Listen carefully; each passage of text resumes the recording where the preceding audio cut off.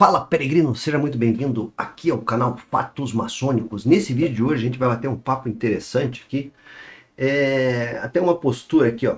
Olha que coisa, né? O Lucas, né, colocou, não há Deus. Eu acho que tua mãe, quando foi te batizar, ela não concordava com você para dar esse nome do apóstolo mais amado por Jesus. Mas o Lucas aqui fez a seguinte colocação: não há Deus.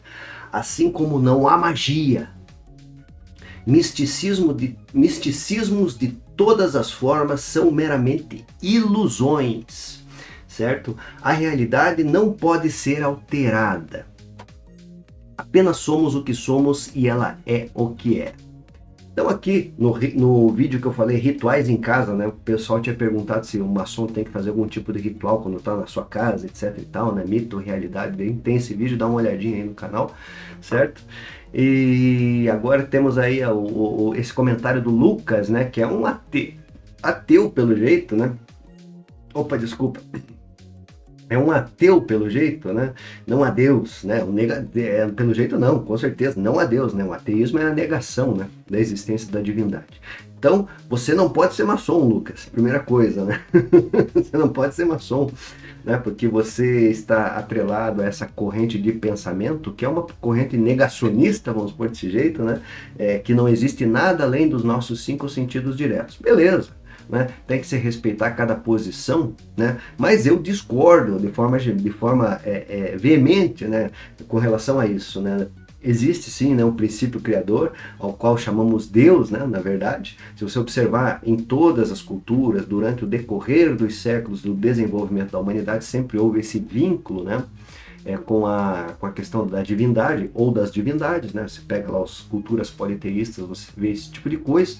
Depois surgiu, né, a filosofia, trazendo um aspecto um pouco mais voltado ao ser humano e à sociedade como um todo, e depois ressurgiu, né, novamente essa disposição mais organizada, inclusive, do que era anteriormente, dessa questão de culto ao invisível, a um princípio criador, a uma hierarquia celestial, né, etc. e tal. Então, de fato, né, isso daí faz parte da cultura do ser humano. Né? E daí nós temos algumas divisões aí nesses conceitos, como o monoteísmo, né? O politeísmo também, né? Como eu falei, isso daí faz parte tudo do teísmo, né? Faz parte do teísmo, que é uma corrente, né, que acredita que existe a divindade e existe a iluminação. Daí nós temos o deísmo, né? A crença da existência de uma divindade ou várias divindades, no entanto, o homem não conseguiria se iluminar, basicamente isso. E daí nós temos o agnosticismo, né, que é uma coisa assim meio que café com leite, né? Pode dizer, porque pode ser que exista, pode ser que não exista, né? Mas de fato é muito distante da minha realidade. Então tem o agnosticismo que tem essa postura, e daí tem o ateísmo, né? Que é essa posição. Não existe nada, né? O niilismo, né? Não existe nada, não existe Deus, não existe magia, né? Não existem influências psíquicas, certo?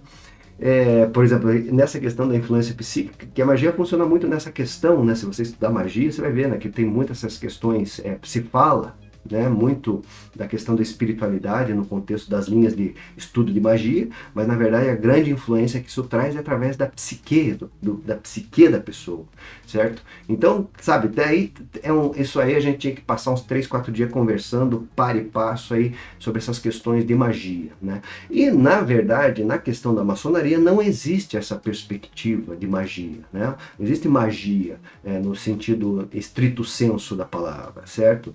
Daí, claro, cada um vai conceber o seu conceito sobre magia. Tem muita gente que acha que existe magia, mas não, de fato não, né? E dentro de um estudo tradicional, né, do estudo versado, alicerçado em um conhecimento antigo, né, a magia ela existe, né, mas ela está muito abaixo, né, dentro das artes. Existem as artes tradicionais, né? Ela está muito abaixo, né? É uma coisa que exige muita dedicação e o resultado é muito pequeno. Existem outras artes, como a medicina, né? O direito, a matemática, a geometria, a música, né? Que estão muito acima da questão da magia. Ou seja, são disciplinas que são estudadas e dão um resultado muito mais amplo, muito mais é fácil, não sei se dá para dizer dessa forma, mas o resultado é muito mais fácil de você ver, pelo menos, né, do que nessa questão de magia. Certo? Então, falando agora, voltando à questão da maçonaria, né, não se trabalha essa linha de magia. Claro que tem irmãos que gostam muito, a grande maioria, às vezes nem sabe do que está falando, mas gosta muito, fala que gosta de magia, sabe? Às vezes... Enfim, a gente vê, né, de muita coisa dentro da maçonaria. Mas uma questão, por exemplo, né, que se coloca dentro da maçonaria da linha tradicional é justamente isso, né, tem que se ter, né, é uma coisa em conteste, na verdade, né, a crença em um princípio criador. Né? E daí, claro, como eu sempre falo aqui, a interpretação fica livre. Né? Mas como eu também falo para a pessoa que é ateu principalmente, né?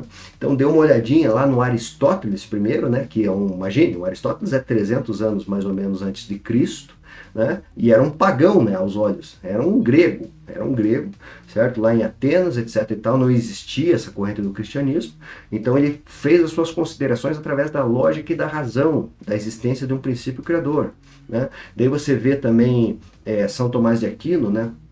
Desenvolvendo a Suma Teológica, que fala da questão da natureza de Deus, da natureza celestial, da natureza dos homens, né, da sociedade também. Então tem isso na Suma Teológica, e ele utiliza esses argumentos aristotélicos também para assim, até chancelar essa questão da existência. Ele tem lá as cinco teses da existência de Deus dentro desse livro, certo? E daí eu proclamo você, Lucas, que parece que é um cara muito bem assim centrado, fazer uma tese, né, que conteste o Aristóteles e o São Tomás de Aquino. E boa sorte, né, boa sorte a fazer uma tese que contesta justamente essa questão com base lá no que eles falaram, certo? Se você conhecer lá a base do Aristóteles, você vai ver que é física. Né? É física matéria, né? Não física o físico, mas também é o físico, mas é física matéria. Então, através desse conceito lá do primeiro motor imóvel, ele conceituou, né, o princípio criador, certo? Que foi utilizado, como eu falei, pelo São Tomás de Aquino. Então, isso é uma posição, certo? Cada um pode ter seu ponto de vista com relação a isso.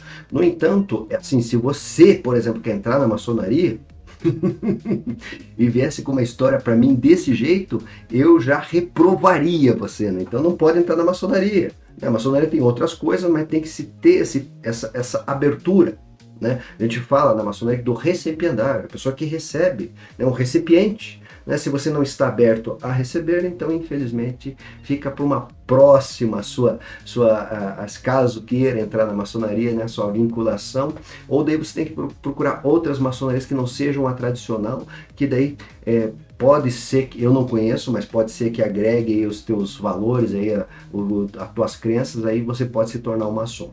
Não sei se é o caso, ou se você somente passou aqui no canal que fala de maçonaria por curiosidade, mas de qualquer forma eu agradeço muito o seu posicionamento, né, a sua colocação, e agradeço de fato aí a sua disponibilidade de fazer um comentário, né, e espero que ocorra tudo de muito bom, né, na sua vida, né, e tudo que você deseja para mim, que Deus dê em dobro para você. Nesse vídeo de hoje eu vou ficando por aqui, espero ter respondido essa questão, meu ponto de vista, né, particular a respeito do assunto, e convoco você a conhecer meu site luismiller.com.br, onde tem muito material bacana, cursos em vídeo, livros, etc e tal. Dá uma olhadinha no site, os links sempre estão aqui embaixo. Até o nosso próximo encontro e um fortíssimo e grande abraço. Existem e você sabe bem disso. Para tudo é necessário planejamento. Já pensou em fazer um planejamento financeiro? Ninguém melhor do que uma pessoa tecnicamente habilitada para isso. Por isso que eu tenho uma parceria com a Palladio Investimentos e Recursos Financeiros. Consulte um dos nossos especialistas. Ele vai lhe apresentar um plano concreto de planejamento e investimento que realmente pode mudar a sua vida, através do consórcio imobiliário de altos bens e serviços. E se você não pensou nesse assunto ainda, faça uma consulta. Você vai ver que vale muito a pena. Use o código 7777 no WhatsApp aqui embaixo. Palladio Investimentos e Recursos Financeiros. Um negócio de irmão para irmão.